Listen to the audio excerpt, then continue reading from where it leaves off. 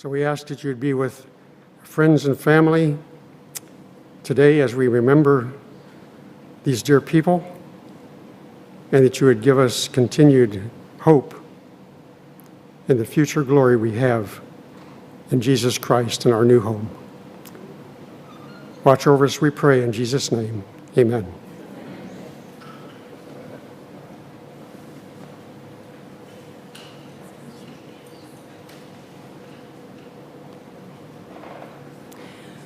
Hi. Thank you all for coming. I hope I don't cry while I'm reading this, but if I do, I know you'll forgive me. This is Romans 8:28, and we know that all things work together for good to those who love God, to those who are the called according to his purpose. I love you all very much for being here for my parents. Thank you.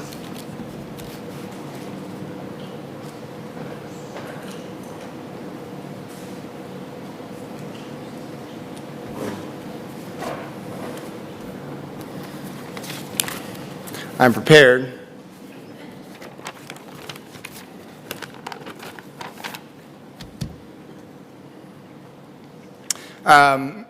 Many of you probably see there I'm the youngest.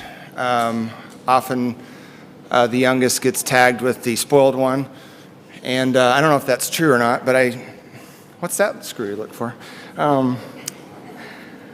When we were talking about who wanted to do what and do what, we weren't sure who would stay composed. I don't even know if I will, but I'm going to give it a whirl. And I'm going to talk a little bit about Mom and Dad, Nana, Papa, Walt and Bev Sloan. And I know we all have lots of memories. It just is a natural process as we go through and we celebrate somebody's life and we think about what impact they had on us and what impact they had on the people around them. It's just a natural thing to think through and run through all of the memory, the gamut of memories. So, I'll start with some basics. Actually, first, I like history. This is the watch that my Grandpa Bell used to wear all the time when he would work every day in his long sleeve shirt. I still don't understand how he did that. But I take good care of this watch, and I have it serviced by my watch guy every year or so. And it's very special to me. So Dad was born May 2nd, 1936 in Poplar Bluff, Missouri. Yeah, that's right, I said Missouri, because that's how Dad said it. He didn't say Missouri, he said Missouri. And Mom was born in July 12th, 1939 in St. Louis, Missouri. She did, okay. See, Aunt Rose corrected me. That's good, thank you. They met at Sunnydale Academy in Centralia, Missouri. They were married in Keene, Texas on July 14, 1957. Today would have been their 67-year anniversary.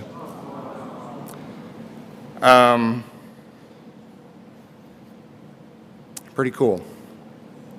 Through a series of events, we had to move it, as you guys know. And so I think it was really neat that we were able to put it on this day. They moved to Michigan, and the first four of us were born. So Pamela Ann DeGraw, June 21st, 1959. Did I get that right? Okay, good. We checked it. We fact-checked this, right, Carrie? Okay, good. Walter Ernest Sloan II, who's not with us any longer, unfortunately, was born January 28, 1961, my oldest brother. My next oldest brother was Randolph Kevin Sloan, born May 3, 1962. And then it was Carrie Jo Anita Sloan, September 11, 1963.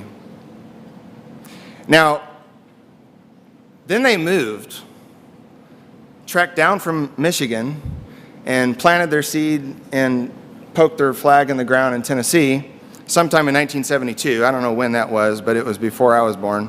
July. And then Bavanda Rosanna Ole Anderson was born in May 27, 1973. Is that the evil stink eye? What is that? Okay. And then I was born, Landonier Carl, Robert Sloan, April 8, 1976. Yay, me. Happy day. Mom and Dad, Nana and Papa, loved kids. Clearly, because they had 6 of us. Now, Dad used to say, and we can handle this.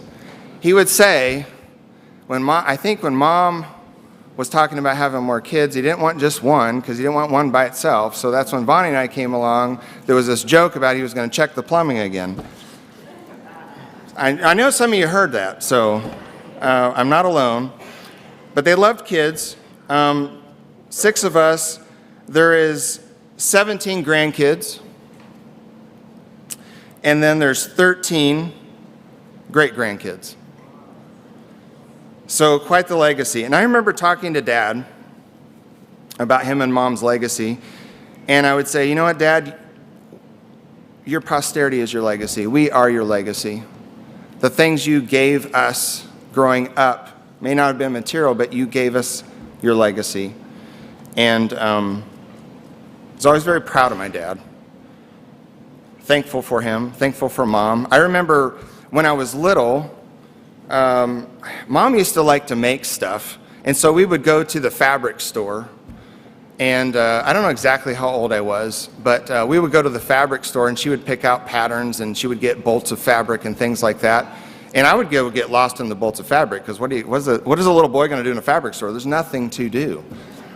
And she would have to go searching for me. And that was a fun game. But I remember when I was really little, I was shy. It's true. I was shy. And we went to Murfreesboro Church. And I remember distinctly there was at some point, and I don't know why I remember this because it doesn't make any sense. Mom was wearing a brown skirt, and I was about yay tall. And she was talking to somebody at church, and I was really shy. And I remember hiding behind that skirt. I remember the color. I don't know why. It doesn't make sense. And I remember hiding behind that skirt, and I don't know why I was hiding behind that skirt because it wasn't a scary thing. It was just I was shy.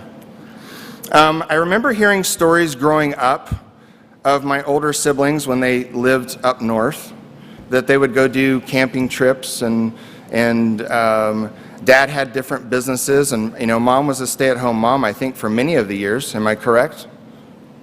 Yes? No? Yes? And would care for everybody. I remember hearing stories about them living down the road from Grandma and Grandpa Bell.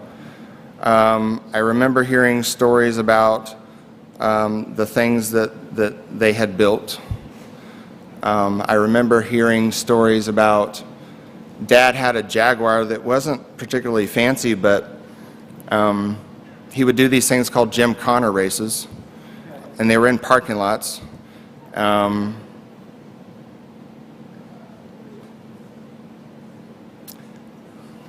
When they moved down from Michigan, I think there was a lot of shifting that took place, as I recall the stories. And obviously that's when Vonnie and I were born afterward. And I think Mom was still a stay-at-home mom, as I recall, the story goes. Right, Pam? Not completely. Worked at the ABC. Okay. Okay. And Dad would work at the hospital for a time, Madison Hospital, which is where I was born. And he did, you know what I forgot to say. When he was in Michigan, he learned building from Uncle Farrell and Grandpa Bell. And that has something that has transpired down through. We all learned something about building, and it has stuck with us. Matter of fact, I'm a contractor in Oregon. So there's these memories of Mom and Dad.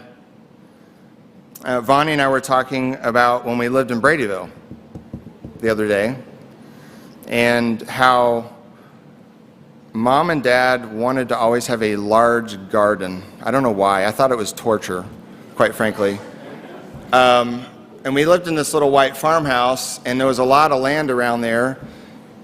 But every year they wanted to put out this huge garden out the front. And I'm sure it wasn't as big as it seemed, but I was little. It was big as it seemed? Okay, we got a confirmation. That's good because I thought it was huge. And I remember one time that Dad was like, well, we're going to put out the garden. And I don't know if he asked what we wanted to do, which is always a bad idea to ask a kid. But I volunteered to drive the tractor because I didn't want to be on the transplanter doing the broccoli transplanting or the corn or whatever the thing was. I thought it was more fun to drive the tractor. And but none of us really were, well, at that time we weren't really into gardening. Now I think you guys all have a green thumb, right? You got two, perfect. Mom and Dad had a way of dreaming big, and I think that they kind of gave those things to all of us in some portion. They also had a way of, Carrie and I were talking about this, they would invite us into their work. And it wasn't that their work was easy, but it was a way that we could learn and also spend time with them.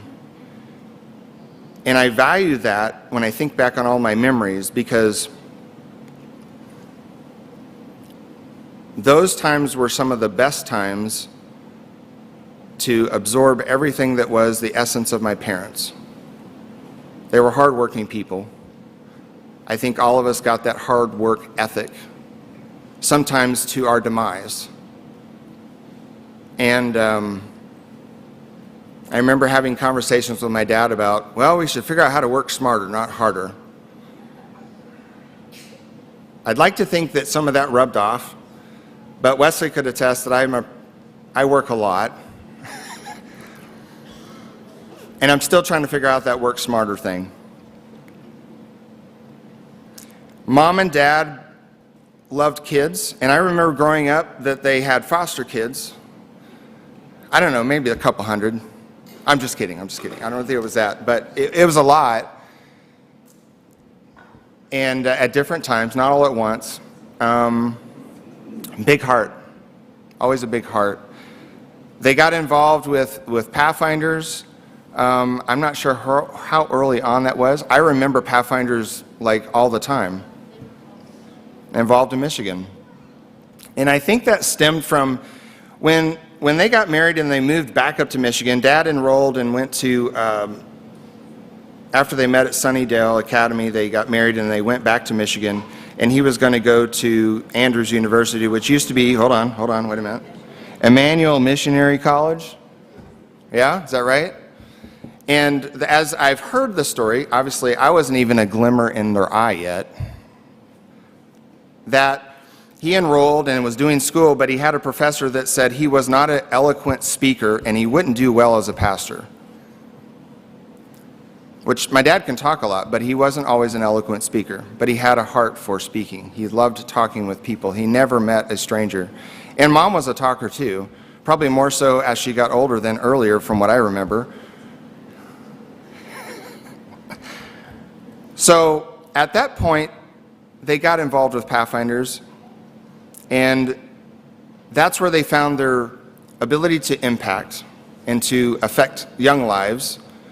And so much so that, was it you, Carrie, or Vonnie, telling me that they would have kids that were kids when they were starting, and they would come up to them in their adult years and say, you know, Walt, Bev, we are so grateful that you impacted our lives when we were in Pathfinders, because I might not be in church today if it wasn't for you. And to have a legacy that is where you're recognized for impacting somebody's life is pretty important. We can only hope to do something that great through the gospel. And I feel like my mom and dad, in their small part, seized the opportunity of what the gospel is in its essence and dove into it headlong. So much so that I think there's an award back there, is there not? When did they get that award for Pathfinders? That was several years ago at Georgia Cumberland, and Pastor Fernando gave it to them because they'd been doing Pathfinders for 50 years. So it was probably like a good 5, 6 years ago. 5, 6 years ago, yeah. And he gave it, because Pastor Fernando loves to do pin plaques or whatever. He gave that to them. Yeah. Dad was so proud. Yeah. Mom and Dad both Right. loved it. Right. So,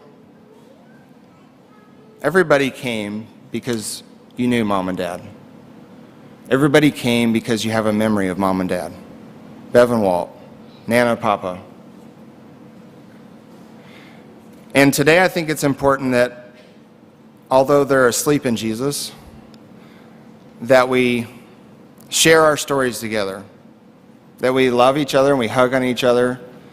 And through that connection of sharing stories, we bond through the process of reliving their life and the memories that they bestowed upon us as carriers of those things that take us forward. And just like I hope for myself, is that I will not forget the things I learned from my parents and the things that they wanted me to get better at, that I would always strive to do that. And yeah, there are days when I'm really sad. There are days when I think Jesus coming is too long.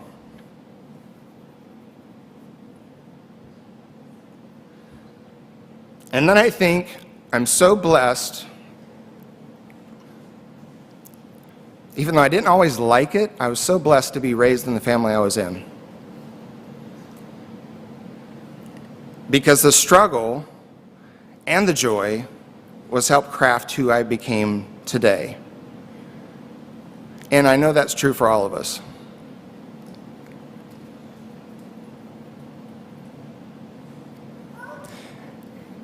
And so I want to just say that I'm thankful for all of you that came.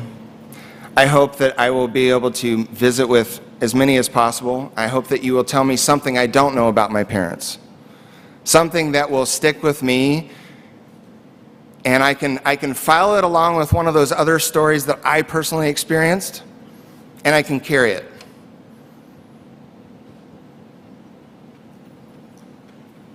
And I can carry it with me as I go home to my family, and I can let it impact me as I get older. And I have my own grandkids and my kids. And I love all of you. I'm grateful for your opportunity to take your time and come and celebrate their life with us.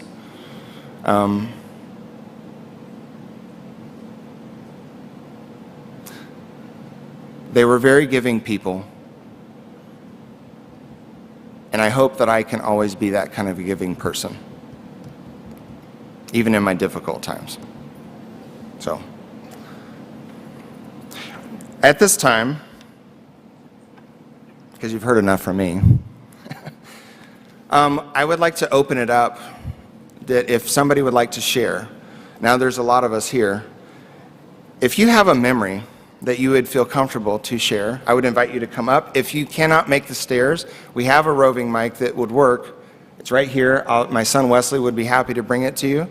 But if you can come up front, because it's on camera, and those of us, those that couldn't come would like to see it, if you can come up front and share a story about mom or dad, or both of them, dig back in the recesses, we'd love to hear it. And celebrate their life with us. So, I'll be quiet now. That awkward silence.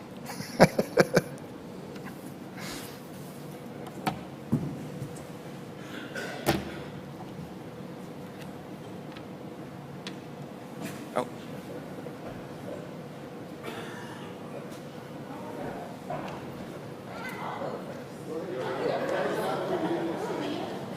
I have never been shy.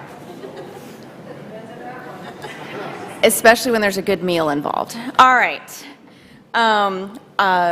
So Walt and Beverly Sloan are my aunt and uncle. My mom is Aunt Rose, who will correct you when you're wrong, and she knows the right answer. Probably, and I was actually thinking about this about a month ago when we were up in Michigan visiting some other family.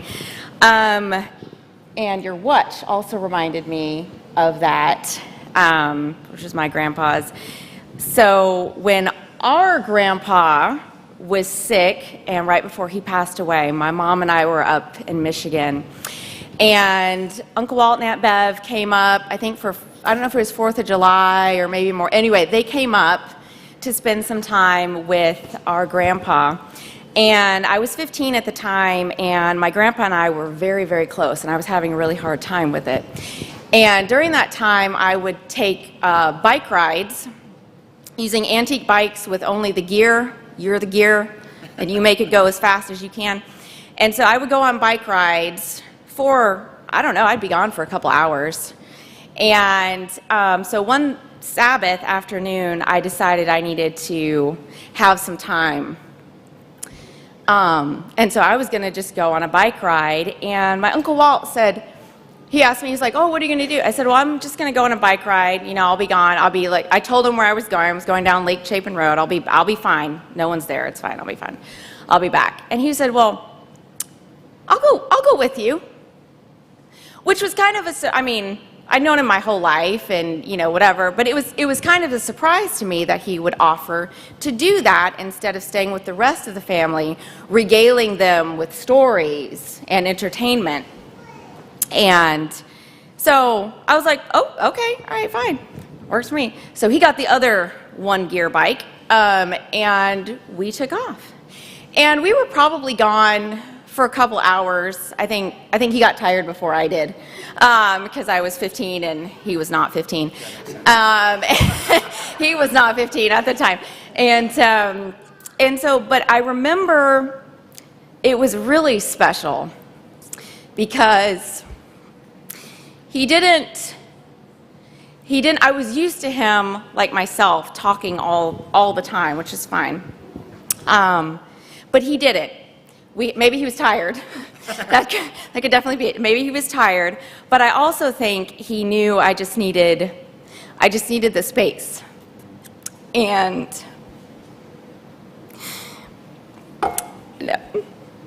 it was really special because we had a conversation, and we talked about life, and we talked about his growing up, and we talked about our relationship, you know, with my grandpa, who was his father-in-law, and times like that. And it was just really special to me because he was there to provide comfort and company, but also give me the space that I needed. And I'll never forget that. It was very special to a teenager struggling with really her first major loss. So yeah, so I'll forever think of that and think of your dad in that way. And so, thank you. Anyway. Thank you. You know, it makes me think of the empathy of my dad, and I'm grateful that I gained that piece of him in my insides to be an empathetic man. It seems some days it's uncommon, but it's a beautiful thing to be sensitive to other people's emotions and things that people are going through. Is there anybody else?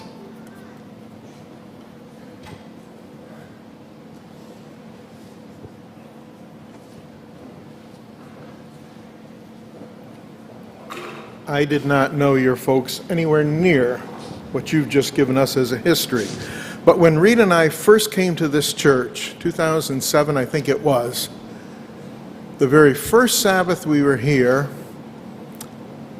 of course this building didn't exist, we were in the church. Afterwards, we were crossing the parking lot towards our cars, and Walter was going towards his car too. So he stopped and said, "I'm Walt Sloan." So I said, "Glad to meet you. My name's Fred." And we talked a little bit. But then a very few weeks later, they had Sabbath in the Smokies. And we went up that time. And first person I run into is Walt Sloan. And he says, well, come with me and I'll introduce you to some of the folks from the Maryville church. So I went with him and he started to say, he got this much out. I want to introduce you to my friend. And right at that point, he kind of hesitated. And everybody sitting there said, oh, we already know Bill. He looked at me as if I had just descended from Mars. But he was the first person to befriend us in a real way that went beyond, nice to see you here today. And that's my earliest recollections of Walt. That's about it, you know, because he never met a stranger. And I somehow inherited that gene. I'm just going to be frank. I mean, I'm Rob. I mean, I'm Landonnier, yeah. Well, Frank. I'm Ron May's brother-in-law. And Rose just reminded me that when your dad and I first met, and Rose and I were married, that he said that he was no longer the favorite son-in-law, that I had usurped that position. I don't know why, but Walter and I hit it off. Like you said, no, he never knew a stranger. So Walter is the one who lent us his car as the getaway vehicle from the church at up in Berrien, the Pioneer Memorial Church. So he had a blue Buick. Remember? You don't remember it? No. Yeah. You don't remember anything like that. You don't remember our wedding at all. I know. Yeah. We did get married though. Yeah. But anyway, he had this big blue Buick, and that was the getaway car. And then we went to the airport, and Owen had his plane, and we flew from Berrien Springs Airport, from the University Airport, I guess it was, to Niles, Michigan. Yeah. Or, no, South Bend? It may was South Bend. Yeah. But anyway, that was a long time ago. But anyway, so, but Walter and I, whenever we'd get together, we'd always start talking cars. And I happen to have a Model T truck now that I got several years ago. And so whenever we were together lately, in the last few years, he'd always ask me about that Model T truck. But Walt loved to visit, loved to talk, and I don't know where he got that from. It runs in the genes, I guess. Both sides. I think the Bells like to talk too. Yeah. Anyway, I don't like to talk, so I'm going to get down. Thank you, Uncle Ron. You know, Dad loved cars. Anybody that know him, you know, I was just visiting with Doug and Lois this morning over breakfast, and we were commiserating about how Dad loved cars, and we would play this little game because he was really good at identifying them. And I thought that was pretty slick when I was growing up, and so I would try to get as good as him. I don't think I quite made it, but I could give him a run for his money. Memories. I'm the oldest of the cousins. Just coming closer to the mic. Okay. Yeah. I'm the Don't be oldest. shy. I'm only 70. I remember a time when my dad and my brother and I and my mom lived with them, or they lived with us. I'm not sure how it was, up there in La Crosse, out in the farm. Or did you not remember that? Huh? You remember that? Pam says she does. Yeah. Well, anyway, so we lived together. At the time, my family lived in Fort Worth, Texas. And Uncle Walter had moved from Michigan over to La Crosse for some reason. I'm not sure why. What is it? Teach school. Teach school. Okay, so at the little La Crosse at French Island School. Okay. Anyway, so they had started a auto body shop.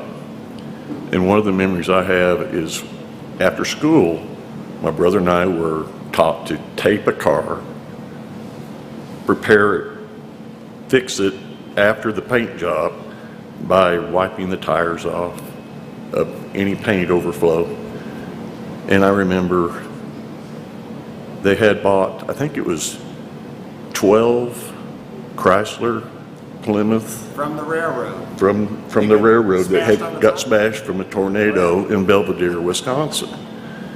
They bought those, fixed them all up, and they had, I think it was 68, I believe, Belvedere that they had just painted, had it sold. And my job was to clean the paint overspray off the bumpers, the tires, whatever. And when I got done, I was using lacquer thinner. When I got done, I laid the lacquer thinner rag right on top of the rear fender onto the trunk. Imagine fresh paint. And Uncle Walter just said, my dad, on the other hand, he was quite tempered. He was the one that painted it. Uncle Walter was more in charge of body work.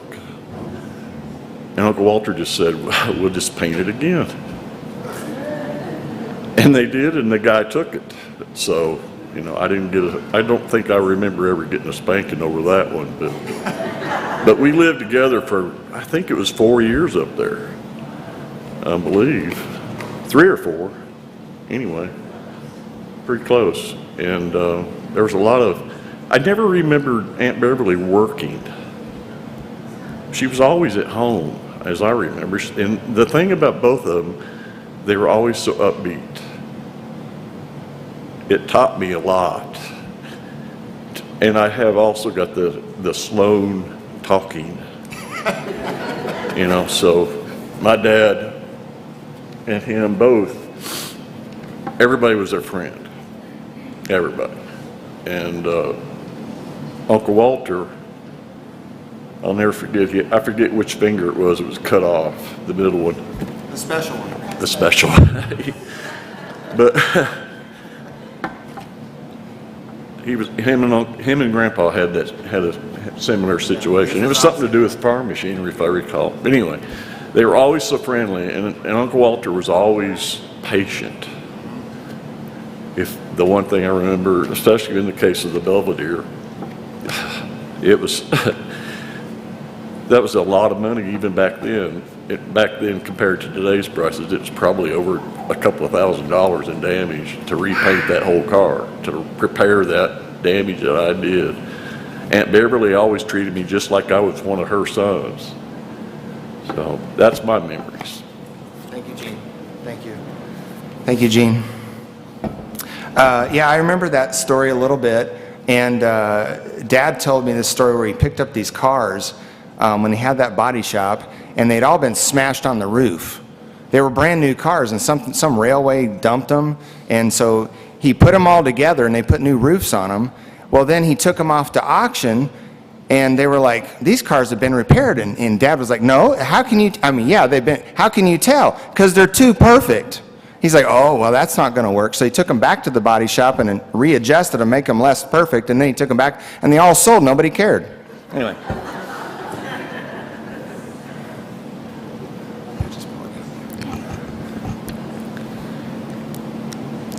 There was one story he always told. Can you tell everybody who you are? Sorry, my name is Abigail Turpin. Granddaughter. Yes, great-granddaughter? Great. Great-granddaughter. Oldest great. Okay, we'll be quiet. There was one story he always told us on the topic of cars. It was how he lost part of his finger in the carburetor, if I'm not mistaken. He was there the last Christmas, and he came in through the door and sat down in the chair. He pointed at me and said, "What's your name again?" And I said, "My name's Abby." And he said, "Abby?" "Abby." And he sat me down in his lap and said, "Well, Abby, have I told you the time I lost my finger?" He tells it every single time. I said, "Yeah, can you tell it again?"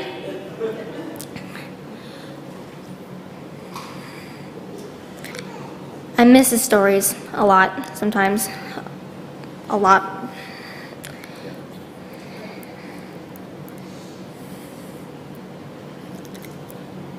And Nana was very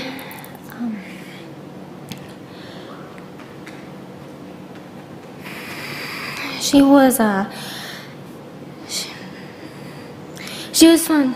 Yes, she was. We had visited her in the nursing home, and Mom looked at her and said, "You've been behaving for the nurses," and she just stuck her tongue out at Mom. So she was sassy, just to be clear. That's what, yeah. Yes, sassy.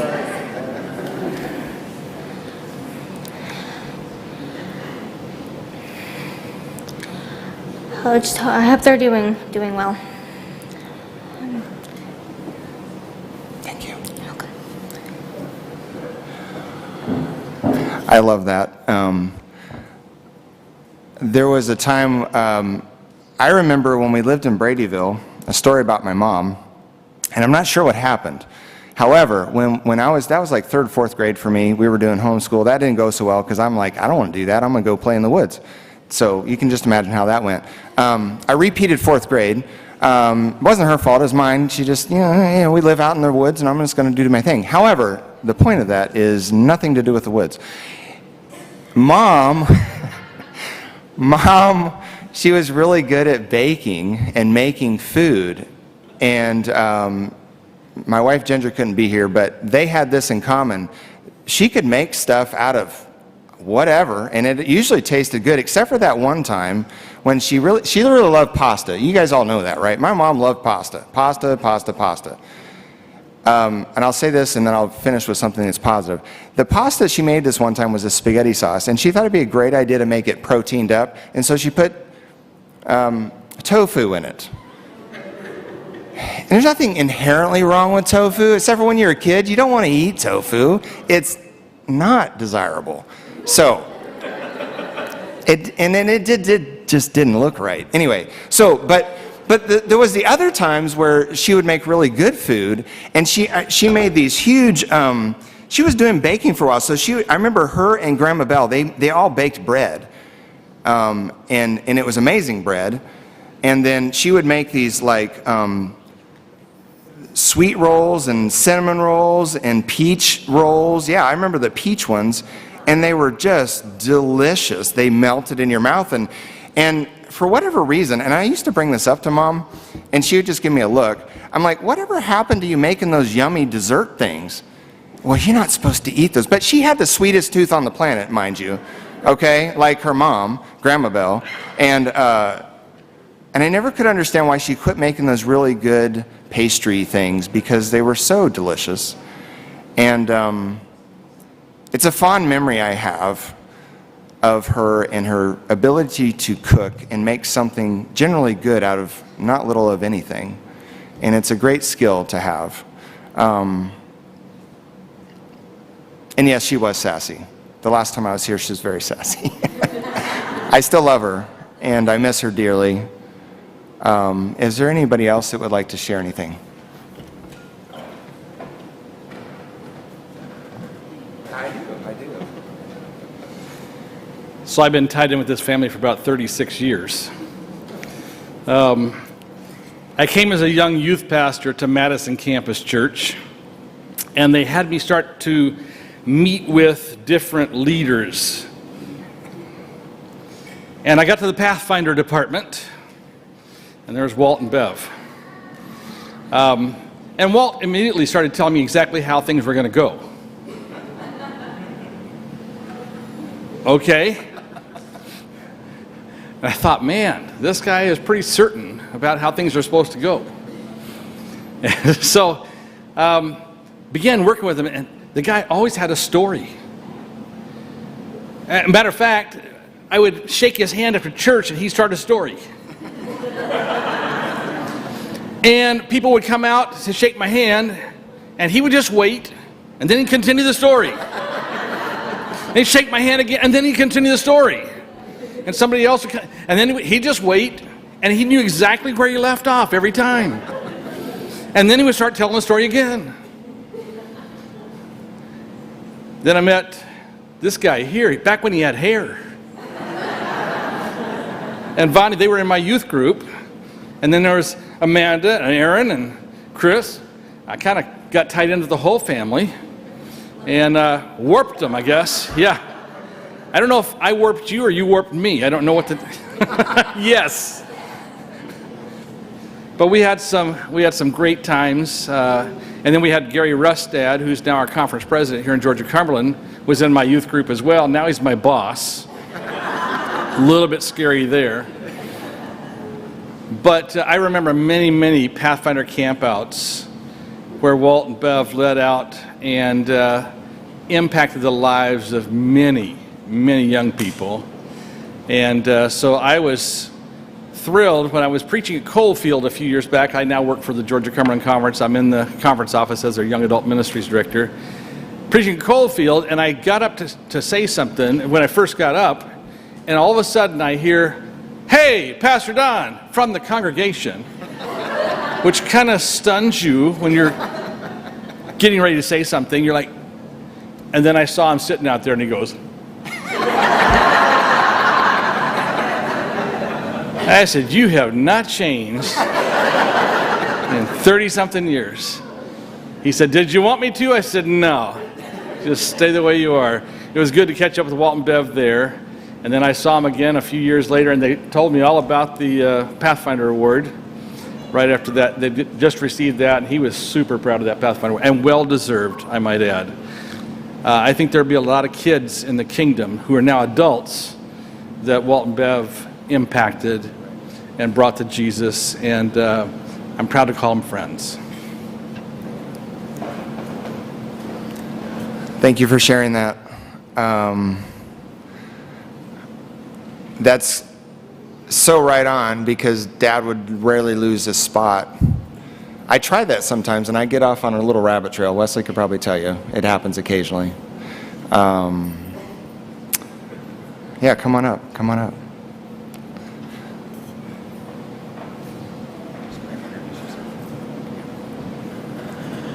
I'm Dwayne Butler from Coalfield Church. I met Walt at Coalfield Church. Then I got a job in Athens. And I was working at the nursing home. And I talked to Walt about it. I said, "I need some help down there. I need to put up crown molding in the church. In the nursing home." He said, "I can do that." And I talked to my boss and I said, "I got a guy that knows how to do it. He lives right here in Athens." And we got to working together. And that man could put up that stuff. I couldn't do it. I just helped him. I was totally blind on that stuff. And buddy, he could put to the very inch to it. He could do it. He could eyeball it and look at it and it's done. But I was so proud of him.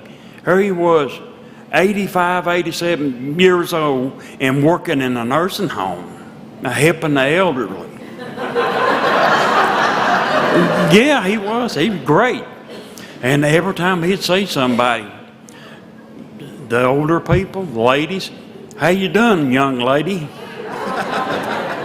And I really enjoyed his car stories and all of his other farm stories. And he's a great guy.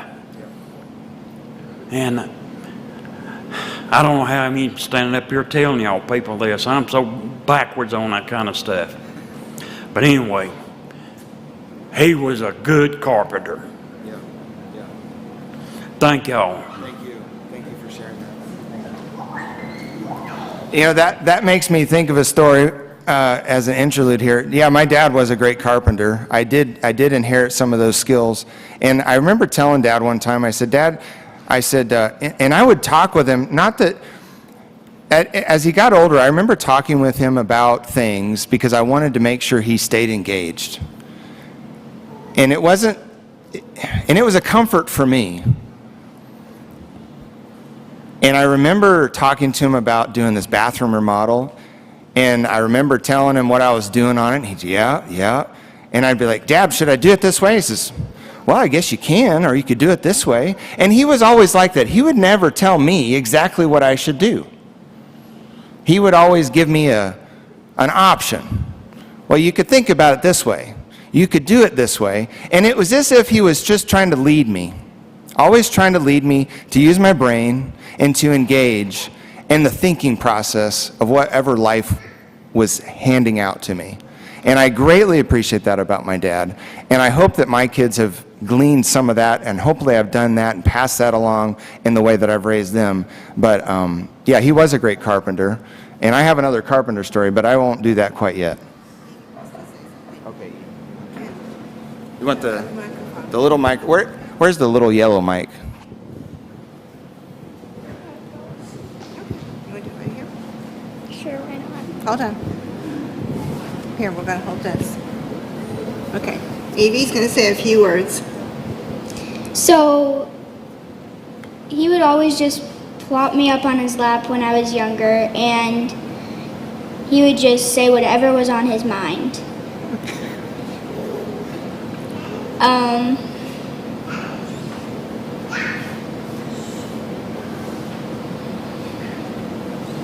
My mom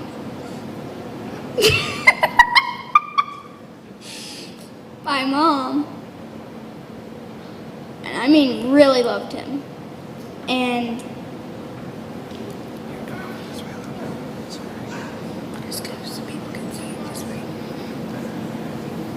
Why'd she love him? Did he teach her much of things? What did he teach come your on, mom? Belle, come on, come on, make mommy laugh. Come on, hold my hand. And Mom, here, you want to say something? Say hello. Hi.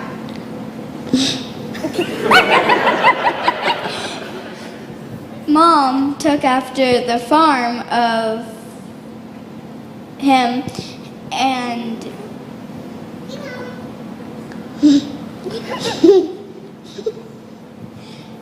and Mom just loved him. Grandma Joe? That's true. Dad taught anybody that wanted to learn, taught them the skills to carpentry, pouring concrete with Jesse, and he was a good teacher. Okay, you done? Yeah. Okay. Oh, Wes, you gonna come up? Okay. This is my son, Wesley. He's a little shorter than me, as you can tell. Like I said, I'm his son, Wesley. A few years back when I was 15, Nan and Papa came to visit, and I remember we were working on my truck. I had a 1966 Ford F-250. I don't know where you got it, but From a friend. from a friend, and I wanted it, and I convinced him after a while. So we got it working, but it wasn't working quite yet when they came to visit. And I remember we took out the gas tank, and he told me to put rocks in there and shake it, get it all, anything loose in there, and then we sprayed it out. So if there was rust in there or something, clean it out so we could use it. But I remember we needed to go to the parts store, and I was only 15. I just got my permit. And so me and Papa got in our van that we had, and he wouldn't let me use my phone for directions. He told me where to go, but I hadn't been driving long enough, so I had no clue where I was going. I only knew, a few spots. So we left and we got lost for a while because he wouldn't let me look at my phone, but he did let me call him to get directions because he said, "You don't need a phone. You don't need that to figure out where you're going. You got it. You live here. You can figure it out." And it probably took us like an hour and a half just to get somewhere that was 20 minutes away. And I kept pulling over and calling him, and do you remember this? Yeah, I kept pulling over, calling him, like, where am I going? I got no clue. And then he was giving me driving tips on the way, and being Papa telling me stories and stuff, and it was just a fond memory when they were visiting. And he always used to call me Cowboy every time he'd call anything. He'd always call me Cowboy. Yeah, how you doing, Cowboy? I'm good, Papa. And so my sister Ashley's watching on the live stream. She wanted me to share some things as well. She wanted to say she was always liked how Nana was into health and stuff. When she was older, I don't know if you ever got in a conversation with her about food or health or anything, but she could go on and on from anything she read in a magazine or article somewhere. And then she always loved Papa's laugh. And that's what she wanted me to share. And yeah.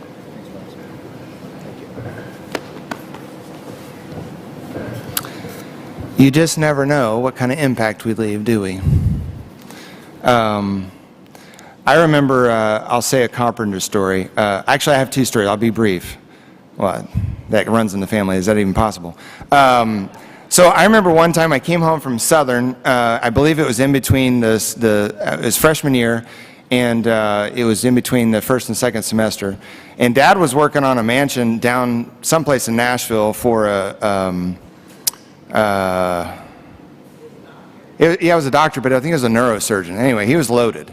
Anyway, this house was huge. It was like it was 3 stories and a full basement, and every floor was probably 4,000 square feet. It was ridiculous. And so Dad's like, well, I need your help when you come home. And I said, okay. I said, what are you doing? He says, well, I'm trimming out the vestibule when you come in the stairwell. And I said, okay, am I helping you with that? He says, no. He says, there's like 2 other trim carpenters here too. He says, I'm doing this and they're doing, it was a bunch of stuff going on. I said, so what am I doing? He says, well, you're going to do some drywall. And I'm like, okay. So I get there, and we go up to the top floor of this mansion, really, this house, and it was this huge room. It was probably a third of this room, if I was remembering correctly. I'd grown up, so everything looked normal size. We get up there, and the ceiling went up like this, and it had a little cove, and it went up higher, and it came down, and it did that about 4 times across the ceiling. And I looked at him, and I said, Dad, are you going to be up here helping me? He says, no. He says, I'm going to be down there trimming. He says, I'll come and check on you at lunchtime. I said, how am I going to do that? He says, oh, you'll figure it out. So he says, you got to go down to the basement to get the drywall, and then you got to bring it up in the elevator. I said, are you kidding me? He says, no, you got to do that. I said, well, are you going to help me? He says, when I get done at 5, I'll come up and help you if you haven't figured it out. So that's what I do. I said, well, what am I supposed to do with those coves? He says, well, you just wet it, and then you'll push it in there, and you'll screw that, and then you'll come back and you'll mud it, and then you'll wet the next 1/4 inch, and you'll push it in there, and you'll screw it.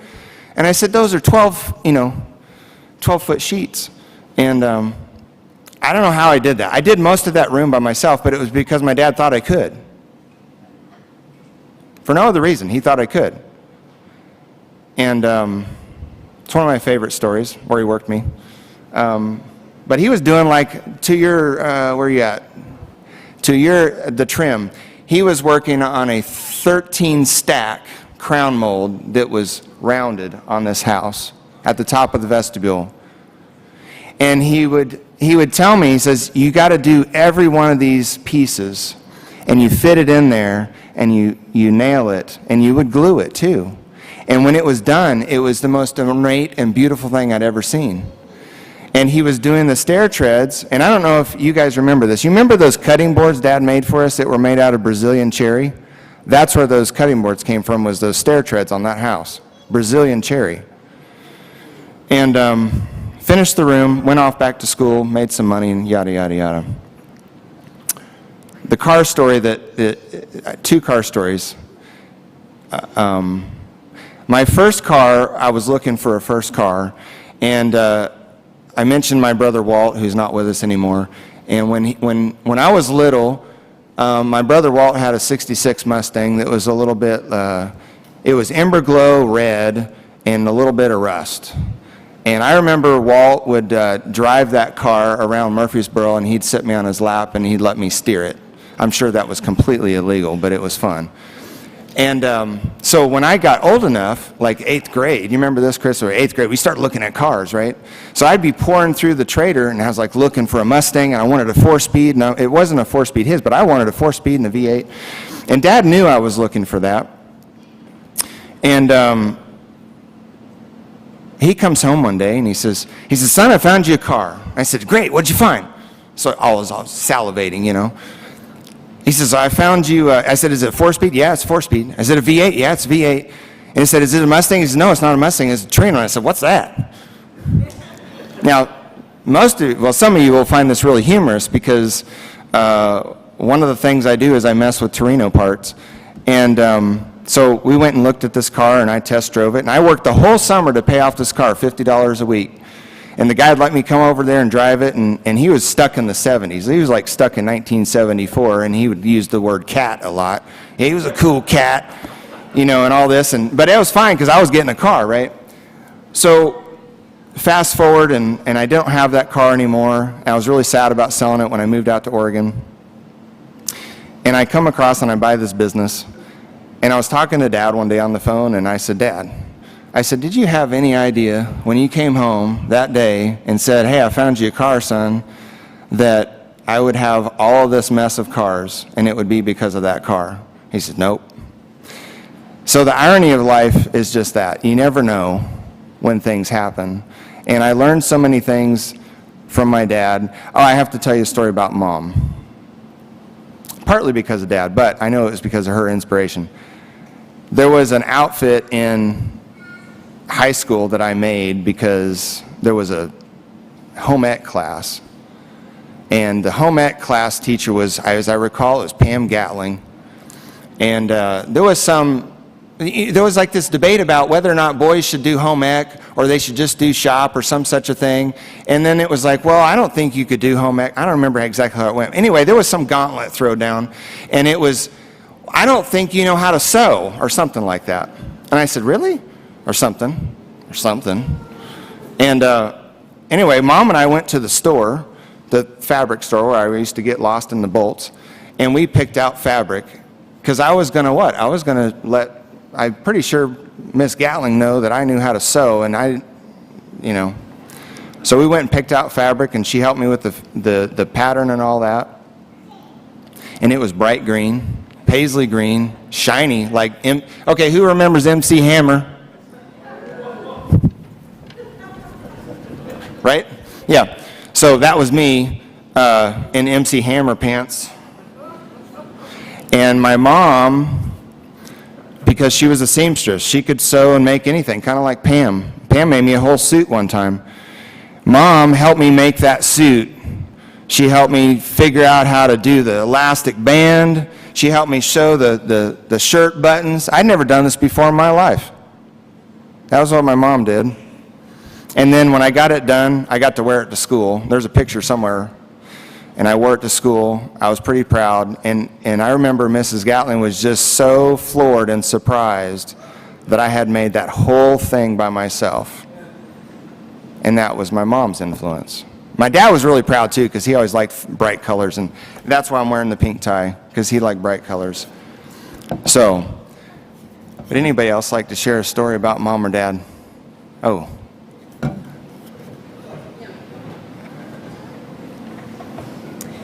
I'm not best with crowds, but I'll be honest, since I took nursing years ago, it's gotten a little easier. But first I want to mention my friend Cynthia that I've known since 8th grade. She had texted me months ago when Mom and Dad passed, when Mom passed. She said, I just got to tell you, I remember when your mom used to make peach rolls, because Mom used to make them and sell them to help raise money, but she goes, they were just really delicious. So I just wanted to kind of mention that, because I know Cynthia's probably watching as well. But also I want to say, my mom made my dress for my wedding, and Anthony and I, we got married here, and I think I got from her where I can kind of put together most anything. I can do a recipe, and then I kind of tweak it from there. So I don't always follow a recipe except after the first time. And yeah, I didn't like the big gardens, but you know what? Now I enjoy your gardening, but not big gardens. But I do enjoy my garden, right guys? Kel and I will be going to Pathfinder Camporee in 3 weeks to Gillette. And I was just telling Anthony, can you please not let the garden die while we're gone, and the animals? Because it's been so hot and dry. I've been watering them every day. So anyways, and my dad taught me how to read a map, not use the phone, but actually read a map. And we used to drive everywhere. Now gas is so expensive, can't do much driving. But so now I just look at places on the phone. And also, I think I probably was the cause that my parents moved out here to East Tennessee, because I moved out here for a job. Carrie was already out here with her family. And then I decided I needed a house. I wanted my own house, not rent an apartment. So I asked my dad if he would Mom and Dad come out here so he could build my house. So my first house was built by my dad, and my brother Randy actually helped a little bit here. My brother Walt helped on it. And, oh, Stuart said he helped on a little bit. He was young, though. And, there's a lot, so many memories, and, we're probably taking up a lot longer than we had planned. But in essence, we miss our parents. I miss my mom and dad. And so thank you for coming again.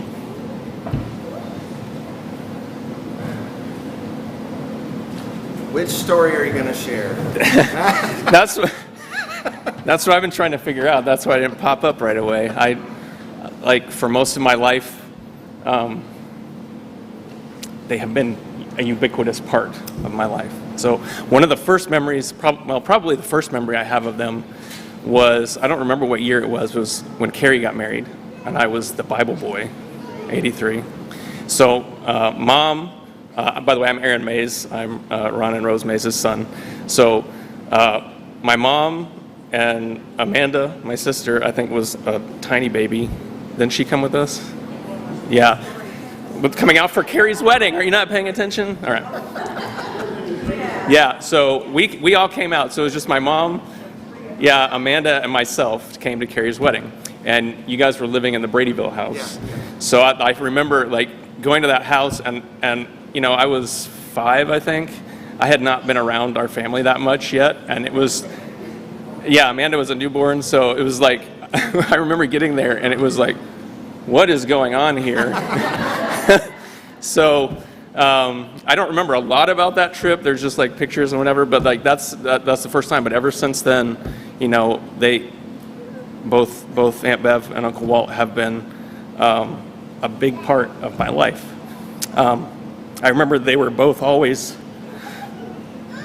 very kind to me. Like a lot of other people have said, invited me specifically. Anytime I was around them, it was like I was one of their kids. One memory I have of your mom, other than they would take us to school, they were always around, when they lived in the Nashville area. But we would ride in the car with them and go to school and whatever. And I remember when we lived in Hendersonville, you guys we were living on Ventura Court. We were all in the same subdivision, right. Ventura Court, and then you guys were on Redondo Court. I love that name, Redondo. Anyway, yes. One day, your mom it was during the summer, so we were on summer break, and she was babysitting.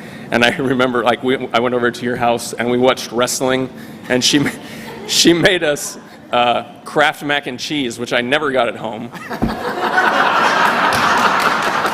So we were too healthy for that. So that is a special memory. Yeah. But Jenny now lets me eat it, so it's fine.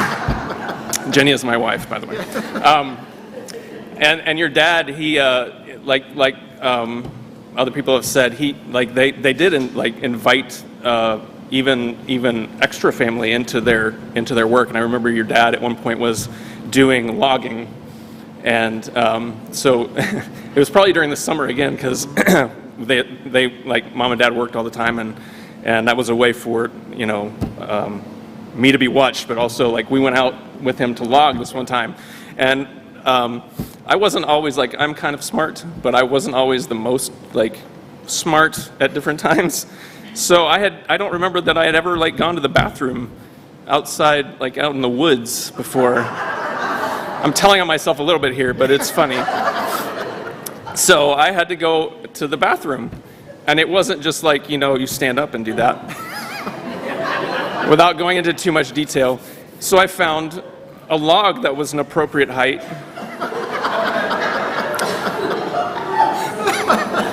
But I didn't realize that there was no front on the log.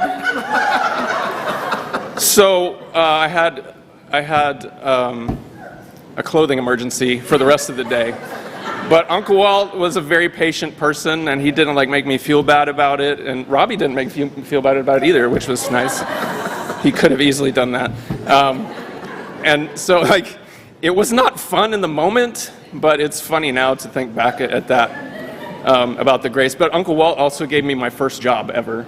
The summer after my junior year in academy, I remember doing construction with him. We built that sunroom on the back of that house, and that was my first taste of really kind of paid labor, like as a near adult. I'd worked for Grandpa in the summers as a little kid, but back then it was like he would put us out digging up dandelions for like, whatever. That's not really work. Now I do it on my own, at my own house. So, but anyway, so I am very grateful for both of them, for the memories that I have and the love that they shared with me, and the responsibilities that they gave me, especially your dad and that job, and just the teaching. I didn't get as much of it as you guys did, but I also have my own parents to get that from, so that's good. But the one thing the most recent memory I have of them, obviously the talking, whatever, we had the cousins reunion, up in Michigan a couple of years ago, but they also started, they were over in Nashville quite a bit for a bit, and they would come to church, and after I met Jenny, I'll share one of her stories. Every time that your mom would see either one of us, she would always come up and go, "Hey, I need to tell you something." She would tell Jenny that, but then she never told us what it was. So now we'll have to wait. Hopefully she remembers. But yeah, the one thing I'll leave you with is that I think it's very fitting,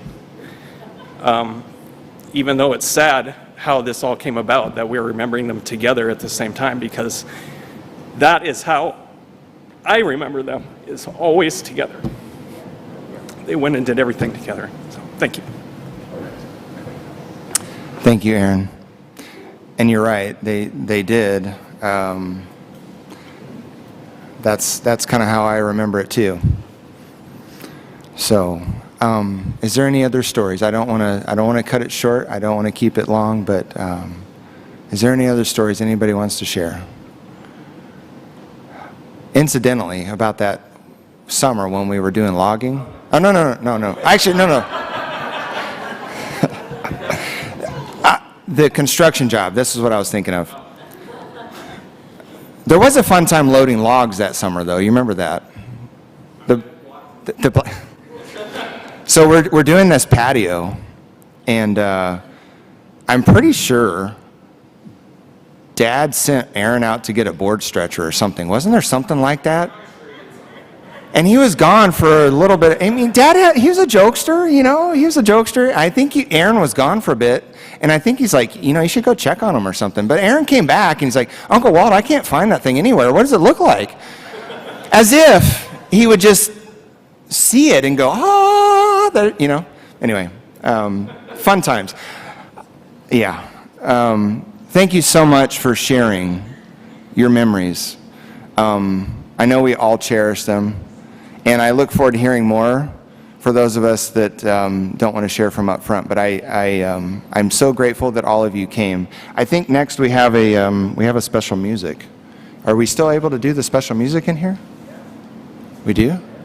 There's a piano. Oh, there it is. All right. I wasn't even paying attention. I was just talking a lot. Yeah. So I'm gonna let special music. Huh? Yeah. Dr. Larry Ron.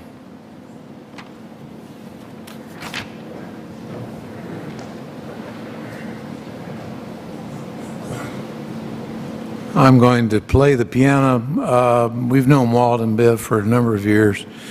Ever since we moved up here to Maryville, they seem like they were here since '88. But I'm going to play 3 hymns that Carrie said was 3 of their favorite hymns, and we'll play those now.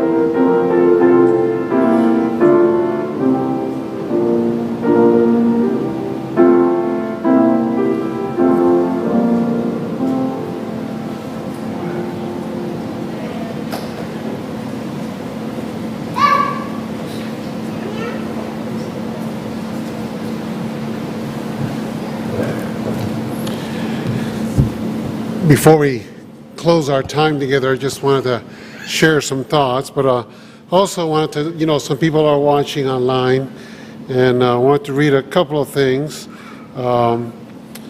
Anybody know a Randolph Sloan? I'm just kidding. Anyways, so Randolph says, he says a couple of things that he wrote down. It says, Dad used to say, I will be late for my own funeral. He says, I remember Dad and Dr. Bob talking until 10 p.m. after work. I just laid down and went to sleep by the pool. Another one says, Dad said, Daddy Bell, I was your favorite son-in-law until Ron came into the family. And of course, if you go online, there are several comments that you can read. I just want to share and acknowledge those who are watching with us online. I just wanted to share a few thoughts with you as we close our time together. And I want to begin by looking at a statement from Paul that he wrote to the church in Rome. It's a statement that's known for many. It's where he wrote in Romans chapter 6, verse 23, for the wages of sin is death.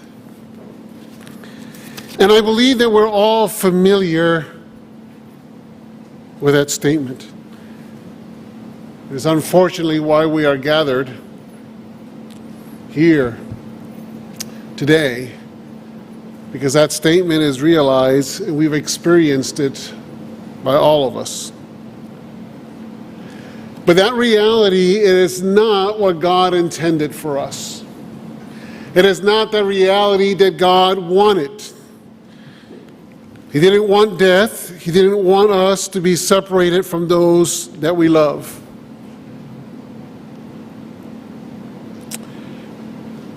But that is our reality because of one simple choice.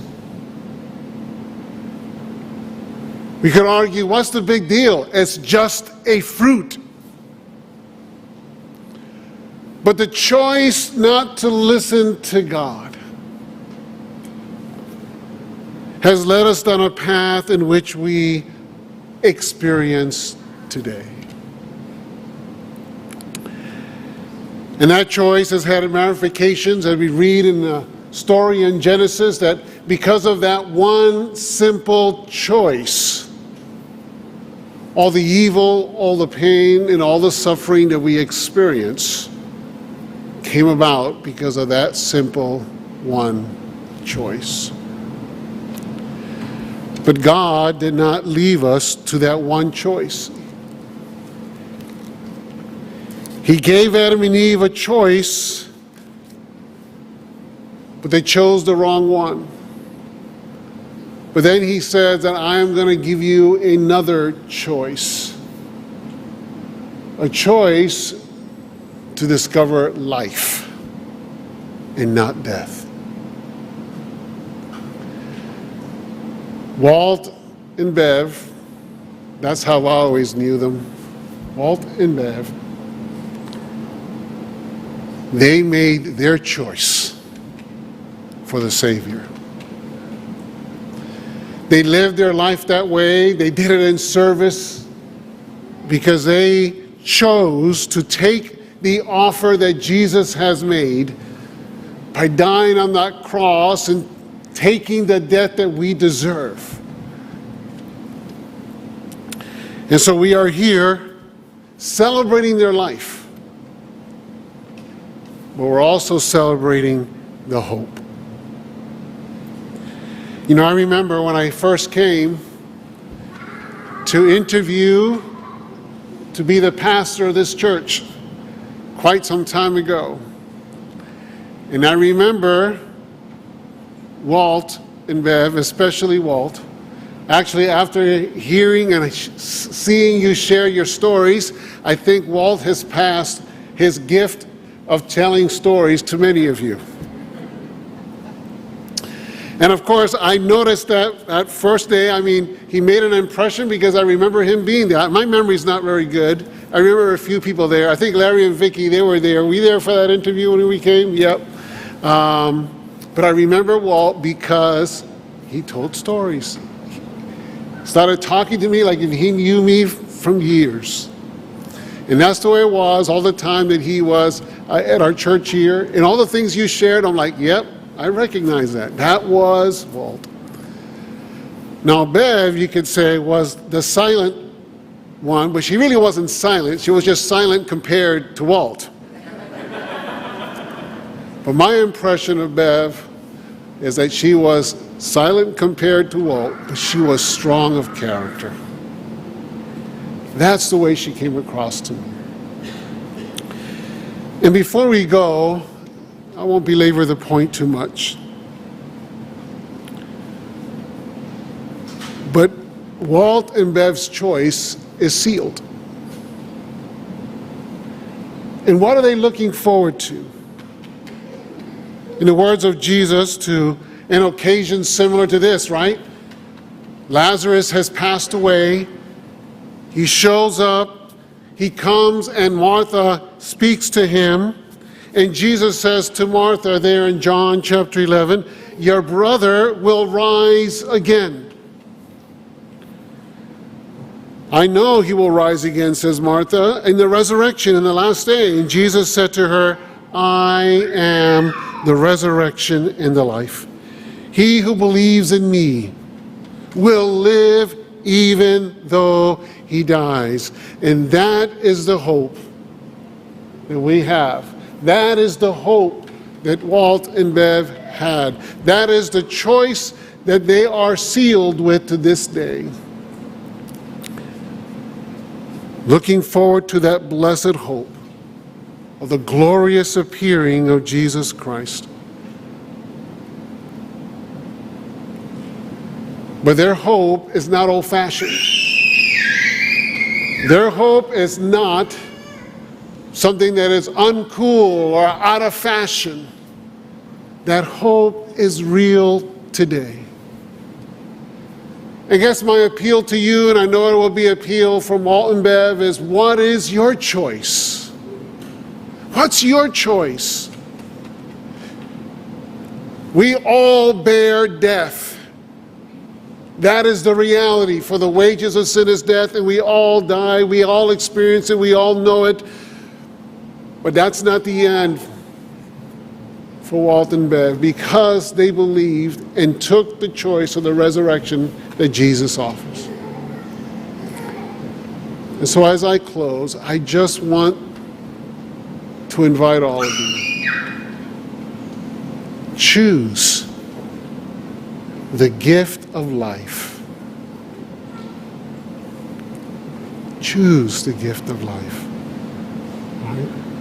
And on that resurrection morning, you'll be able to share more stories with Walt and Bev.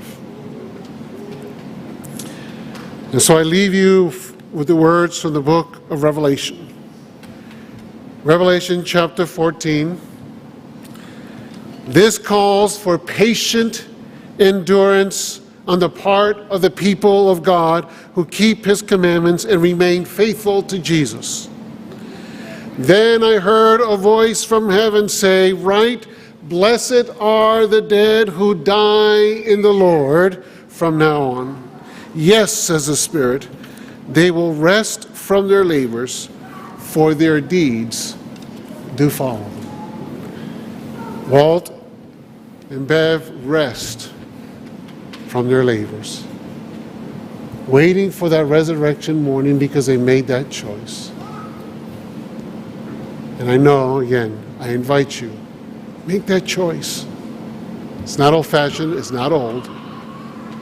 It is the ticket to the life that God intended for you to have. Let's pray. Our gracious and loving Father, Lord, it's been a wonderful celebration of the gift that you gave us in Walt and Bev, the witness that they gave. Lord, they lived a life and had many challenges, but Lord, they always sought and were faithful to you. And we thank you, Lord, for their life. We thank you for their witness. We thank you for their blessing. We thank you for all that they have done and they have shared with us. And now is laid up for them the crown of righteousness that you will award to him on that great day. But now it's left to us, Lord, help us to make the choice for you. The choice for eternal life. The choice of that resurrection morning. So be with us as we go from here. Be with all the family, Lord. Give them strength and comfort. Be with them as they travel back to their homes. But let us know that you are always there, ready to hear our cry when we call out to you. For we pray this in Jesus' name. Amen.